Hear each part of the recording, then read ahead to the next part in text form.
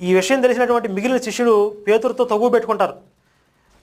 పేతురు అన్ని జనుల్ని క్రైస్తవ మతంలోకి మార్చాడు కనుక అతన్ని అప్రిషియేట్ చేయలేదు, తగువ పెట్టుకున్నారు.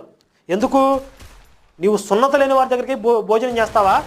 సున్నత లేని వారితో సహవాసం చేయకూడదని బైబిల్ దేవుడు చెప్తున్నాడు.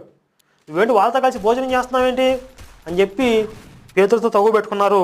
ఇశ్రాయేలీయులకి జాత్యహంకారము, మిగిలిన జాతుల వారంటే చులకన భావము ఉన్నాయని బైబిల్ రుజువులతో సర్వలోక జగద్రక్షకుడు భాగంలో వివరించాను.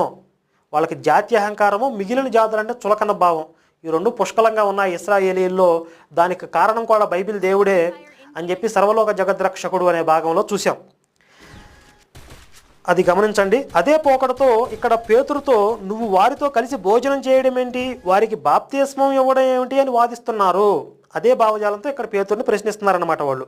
అప్పుడు పేతురు అంతకుముందు తనకు కలిగిన దర్శనం, ఆకాశం నుంచి దుప్పటి వంటి పాత్ర